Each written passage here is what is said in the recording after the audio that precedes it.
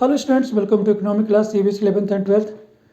In this video children, we are going to discuss about the one practical problem. That practical problem is that we have to calculate national income using the income method and expenditure method. इससे पिछले video में children हम लोगों ने national income को calculate किया और उसको हम लोगों ने इंडिविजुअल मेथड से सॉल्व किया. इधर वी यूज़ एक्सपेंडिचर मेथड और we use income method. Here is a combo. इसमें दोनों मेथड चिल्ड्रन हम लोग यूज करने वाले हैं. इसमें हम आप देख सकते हो, from the following data calculate national income by income method and expenditure method. दोनों मेथड से हम यूज करेंगे, दोनों मेथड से हम सॉल्व करेंगे. सबसे पहले चिल्ड्रन हम लोग सॉल्व करेंगे यूजिंग द इनकम मेथड.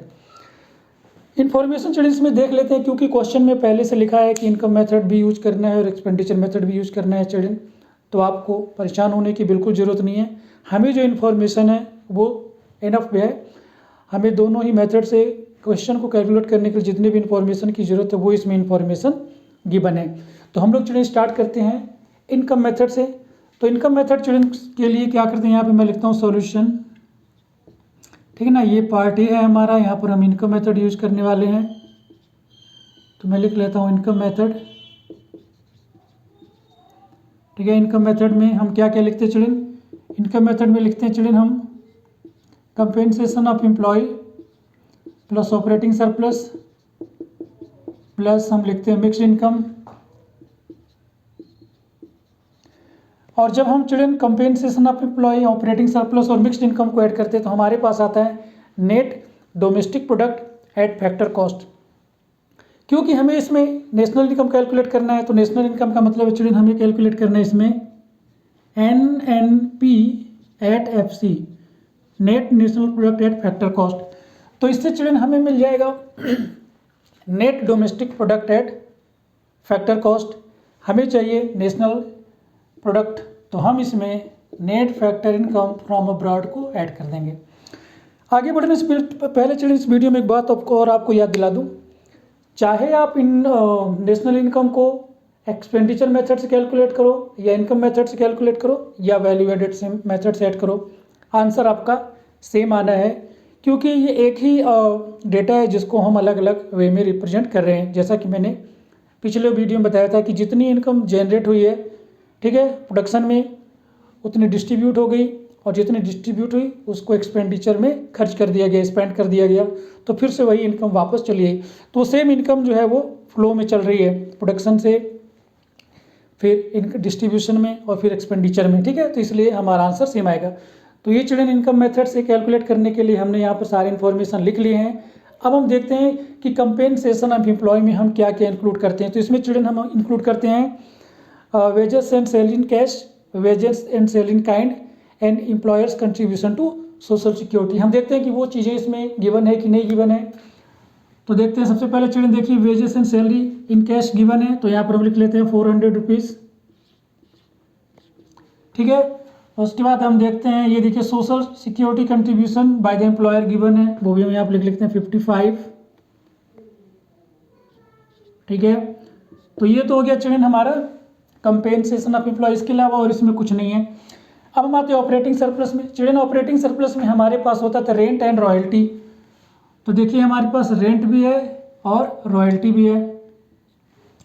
तो रेंट गिवन है चिल्ड्रन 400 और रॉयल्टी गिवन है 25. ठीक है, रेंट हो गया. उसके बाद हमारे पास आता है इंटरेस्ट.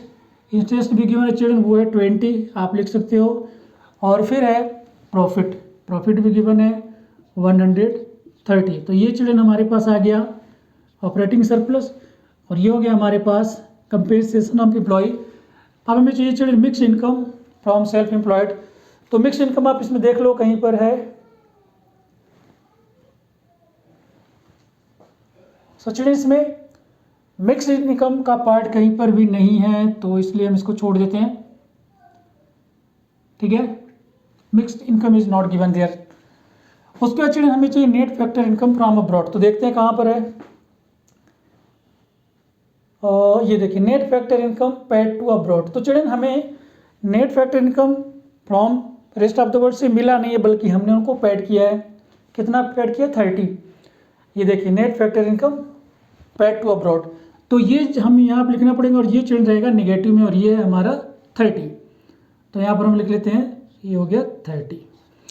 अब आप इनको ऐड कर लो चिल्ड्रन, देखते हैं। तो ये हो गया हमारा 455 चिल्ड्रन, 450 ऐड कर दिया।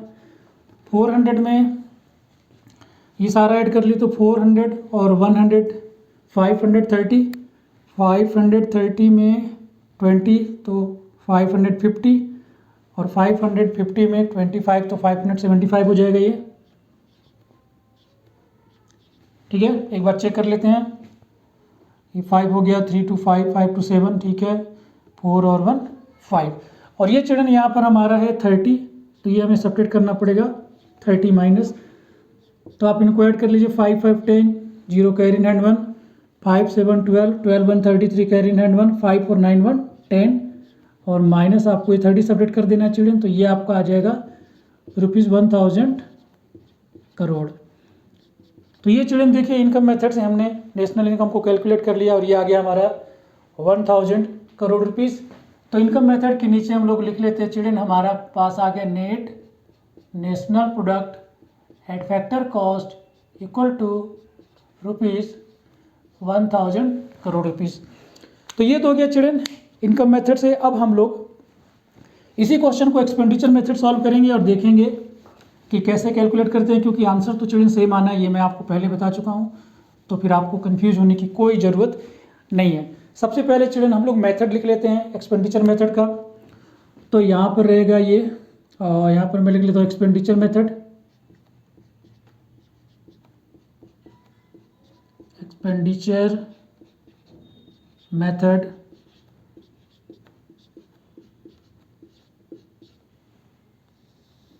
तो चिल्ड्रन सबसे पहले हमारे पास आता है, क्योंकि चिल्ड्रन हमें net national product at factor cost, यहाँ पर मैं पहले से लिख लेता हूँ चिल्ड्रन NNP एट FC।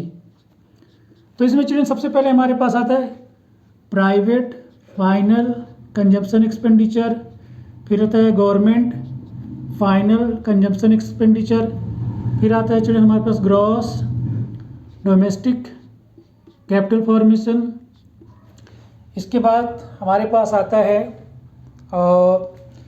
यहाँ पर चिल्ड्रन ये हम ना लिखकर हम इसको लिखते हैं, इसके जो भी पार्ट हैं वो हम लोग लिख लेते हैं, है ना। तो चिल्ड्रन हमारे पास आता है यहाँ पर ग्रॉस डोमेस्टिक फिक्स्ड, या हम जैसा था वैसे लिखे फिर आपको समझाता हूँ चिल्ड्रन, ठीक है। Gross domestic capital formation. उसके बाद चिल्ड्रन हम यहाँ पर लिखते हैं नेट एक्सपोर्ट, नेट एक्सपोर्ट। ये चिल्ड्रन जो ग्रॉस डोमेस्टिक कैपिटल फॉर्मेशन है, इसके दो पार्ट हमारे पास हो जाते हैं, ठीक है। एक तो हो जाता है gross domestic fixed capital formation और दूसरा हो जाता है हमारा पर children inventory investment, inventory investment, ठीक है ना। तो ये हमने यहाँ पर लिख दिया। अब ये दोनों पार्ट या तो ये हमें गिवन होगा या ये गिवन होगा, या फिर चिल्ड्रन हमें गिवन होता है कभी कभी क्वेश्चन में नेट डोमेस्टिक कैपिटल फॉर्मेशन। अगर net domestic capital formation children given है फिर हमें इन दोनों की ज़रूरत नहीं पड़ती, इसकी भी ज़रूरत नहीं पड़ती, हम डायरेक्ट ये लिख लेते हैं। अब हम अपने क्वेश्चन में चल के देखेंगे चिल्ड्रन कि हमें क्या क्या गिवन है और इस हिसाब से हम लोग चेंज करते चलेंगे। तो सबसे पहले चिल्ड्रन हम ढूंढते हैं private final consumption expenditure 600 given है, इसको यहाँ से इरेज करते हैं और यहाँ पर हम लिख लेते हैं चिल्ड्रन 600। उसके बाद चिल्ड्रन हमारे आते हैं government final consumption expenditure given है 300, उसको भी हम यहाँ पर लिख लेते हैं 300 गिवन है। अब हम ढूंढते हैं children gross domestic capital formation. ये देखिए children gross domestic capital formation given है और यहाँ पर चिल्ड्रन ये भी है नेट डोमेस्टिक कैपिटल फॉर्मेशन। तो हमें ग्रॉस डोमेस्टिक कैपिटल फॉर्मेशन की चिल्ड्रन ज़रूरत नहीं है, हमें चाहिए नेट डोमेस्टिक कैपिटल फॉर्मेशन। तो ये हम चिल्ड्रन यहाँ से इरेज कर देते हैं, हमें इसकी कोई ज़रूरत नहीं है और इसकी जगह पे हम लिखेंगे नेट डोमेस्टिक कैपिटल फॉर्मेशन और वो है ये 110, ठीक है। उसके बाद हमें चाहिए children net export. Net export हमारे पास गिवन है जो है 70 चिल्ड्रन, इसको इरेज करते हैं और यहाँ पर हम लोग लिखते हैं 70, ठीक है। उसके बाद चिल्ड्रन ये तो हो गया हमारा ग्रॉस, इसको अगर हम ऐड करेंगे तो चिल्ड्रन हमारे पास है ग्रॉस डोमेस्टिक प्रोडक्टेड मार्केट प्राइस।